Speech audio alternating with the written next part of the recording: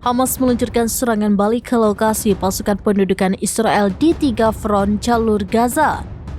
Puluhan perwira dan prajuritnya terluka akibat serangan itu. Pada Minggu 12 Mei 2024, militer Israel mengatakan 50 perwira dan prajuritnya terluka dalam pertempuran yang terjadi dalam 1 hari. Mereka yang terluka langsung digotong. Militer Israel mengakui bahwa jumlah korban itu adalah yang terbanyak dalam 1 hari sejak perang di Gaza meletus pada 7 Oktober 2023. Salah satu korban luka ialah Brigjen Yagav Barshetz yang menjabat sebagai wakil pengamas sistem keamanan Israel. Shetz dilaporkan terluka dalam pertempuran di kawasan Zaitun di kota Gaza pada Jumat 10 Mei.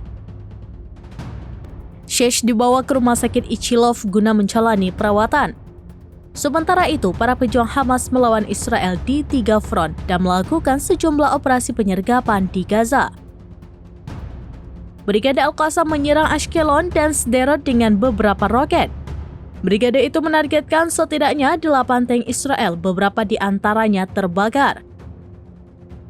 Hal itu membuat sejumlah tentara Israel tewas dan beberapa lainnya terluka. Dalam operasi lainnya, pejuang Hamas meledakkan bom yang mengguncang pasukan khusus Israel.